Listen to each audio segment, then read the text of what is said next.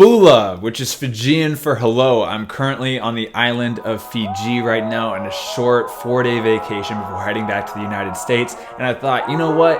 Even though I'm on vacation, I'm still gonna get you guys a quality 2-Minute Tuesday. So here we go.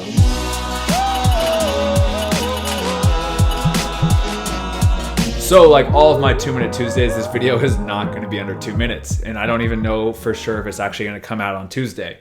So I really need to change the name of this. I'm either thinking like a Topic Tuesday or a Science Saturday or something along those lines. So help me out, comment a name that you think I should title this kind of series, and just let me know. Give me your feedback. So ice baths, if you've never heard of an ice bath, is exactly what it sounds like. It is literally a bath filled with ice. And the whole idea behind ice baths is that after strenuous exercise, you plunge your entire body or your lower half of your body, depending on your sport, into this water so that it reduces inflammation, reduces delayed onset muscle soreness, and just helps speed up recovery. You're in this ice bath anywhere from 5 to 20 minutes, and you can also do different types of things such as contrast water therapy. We're switching from a cold tub to a hot tub, back to a cold tub, back to a hot tub, or there's different forms, even like a cryotherapy where you're in a cryo chamber. I will break down the science of that and let you guys know if these are worth it, if you should abandon them, what you should do. First, where does this soreness come from? During intense exercise, you break down your muscle fibers. This sounds bad, but it's actually a good thing. You actually get tiny microscopic tears in your muscle fibers, or micro trauma. It is this micro trauma, these tiny microscopic tears,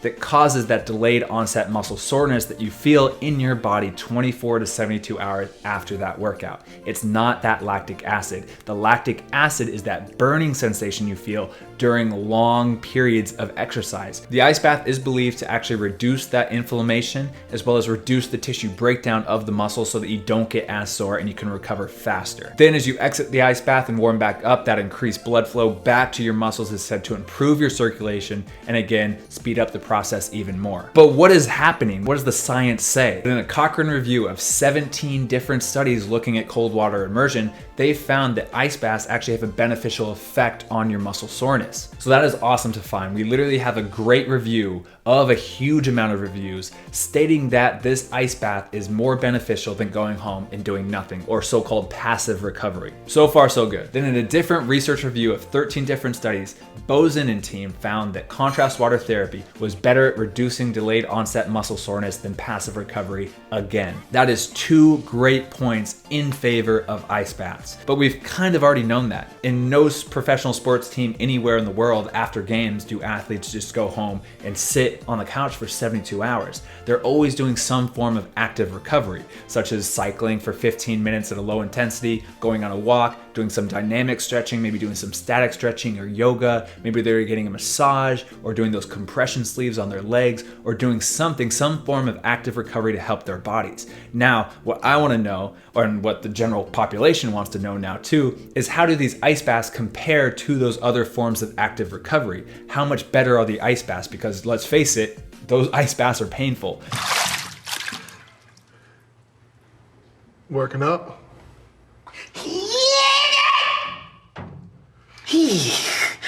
Okay, that's it. Those 20 minutes that we just sit in that grueling ice cold tub better be a lot better than doing just cycling for 15 minutes. However, when those reviews looked at ice baths in comparison to active recovery, the results weren't so good. So despite comparing contrast water therapy to a large number of other recovery interventions, including cold water immersion, warm water immersion, compression, active recovery, and stretching, there was little to no evidence for a superior treatment intervention. And that's kind of like a dagger in the heart. That's literally saying that taking that 20 minutes of pain in the ice bath is literally no better for you than sitting in a warm bath for the same amount of time. And that is almost no better for you or no different for you than hopping on a bike for 15 minutes and then doing a little bit of stretching.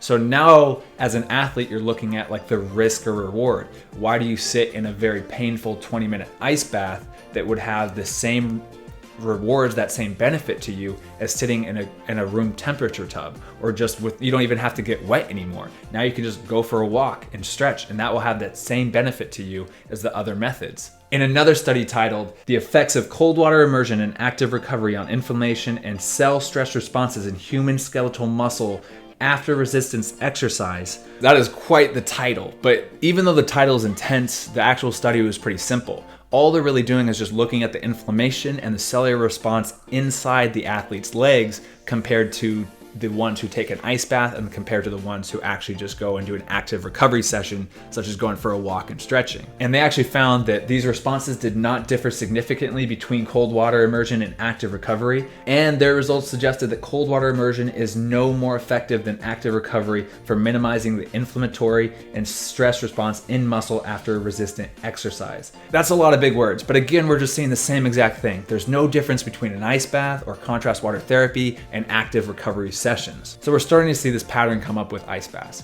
Another thing that's asked a lot about is cryotherapy. How does cryotherapy fit into all of this? And if you don't know what cryotherapy is this really high-tech looking type of recovery that costs a lot of money, but you go into this chamber pod and this super cooled air, sometimes negative 160 degrees Fahrenheit, is kind of sprayed at you. You're only in there for a couple minutes, but that super cooled air is supposed to give you that same response, but in a much faster timeline. Now, how does that compare to ice baths and how does that compare to active recovery? Well, I found a very cool study by Dr. Eric Hohenauer at the University of Applied Sciences and Arts of Southern Switzerland, where they looked at the differences between cold water immersion and partial body cryotherapy treatments and the differences of recovery after 72 hours. In the study, there was actually a physiological difference between the 19 men that partook in the study at the moment of the ice bath or cryo chamber. But within hours, there was no difference in how the men felt and no measurable physiological benefit of one treatment over the other. So we're just seeing a lot of the same. Everything's the same. We're finding the cryotherapy chamber gives pretty much the same benefit as an ice bath, which kind of gives the same benefit as active recovery session. But for me personally, if I'm looking at the different recovery methods, maybe spending hundreds of dollars to go into the cryotherapy chamber might not be worth it if I have to pay for it out of my own pocket. And maybe hopping in an ice bath might not be worth it to me for that 20 minutes of pain, when instead I can get the same effect for those two things by hopping on a bike for 10 minutes and then doing maybe a little yoga session, foam rolling. And unfortunately, as I dug deeper and deeper into more and more research studies, I just kept on finding more of the same. More that there was inconclusive evidence, more that this is, pretty much the same benefit as this, or that you can't really measure soreness because it is not an objective measurement. It's so subjective, and a subjective measurement means that it's based off feeling, something that you can't accurately measure. So let's look at something that you can accurately measure. Let's look at something objective about these ice baths. When we look at this new study titled "The Influence of Post-Exercise Cooling on Muscle Oxygenation and Blood Volume Changes," they actually had participants go on a strenuous run, and then after the run put one of the legs into an ice bath and the other leg outside of it, and then measured the physiological differences between these two legs. And in the study, they actually found that swelling was reduced in the leg in the ice bath. They therefore stated that ice baths could have a positive effect on muscle recovery. But there's always a but. So there have been some studies that say that ice baths can reduce inflammation, aka the amount of blood that is flowing to a certain muscle. However, that lack of blood flow could actually slow down the muscle protein synthesis, which is the process that the muscle rebuilds itself after an injury or strain or just a strenuous workout. It turns out that inflammation that is being inhibited by the ice bath might actually be needed for recovery. More and more research is coming out that some inflammation is actually a good thing.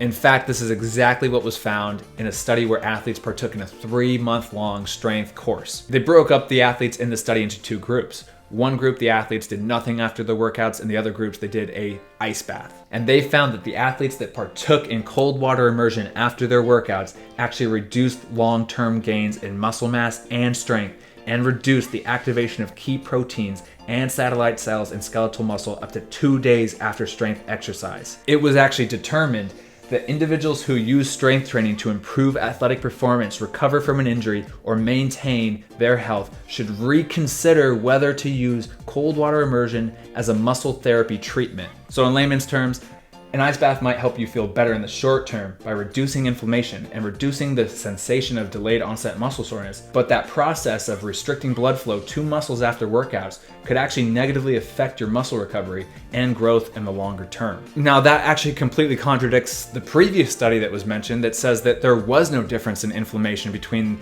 athletes that took an ice bath and athletes that didn't. So now we have two questions. Do ice baths really reduce inflammation in our bodies? And if they do we want them to?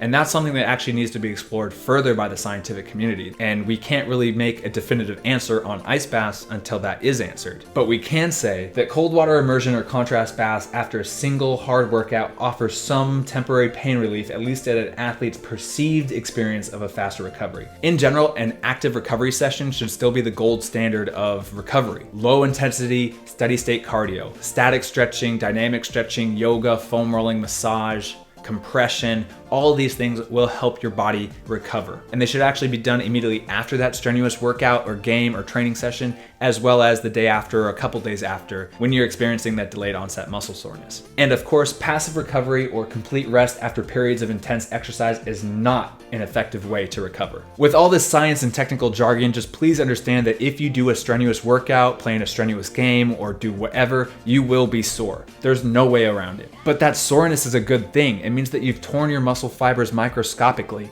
and that your body is now working to rebuild them bigger and stronger so that you can go out and run faster, play harder, and just take everything up to the next level. And instead of looking for ways to really reduce that soreness, instead focus on the things that your body really needs, which is a good active recovery session, proper nutrition, and just time. Boom, that was today's 2-Minute Tuesday. That probably wasn't 2 minutes, for sure was not 2 minutes, and probably maybe wasn't even on Tuesday. So again, please leave me a comment below about what you think I should change this title to, Science Saturday, I don't know, Topic Tuesday. Please leave me a suggestion. I really appreciate it.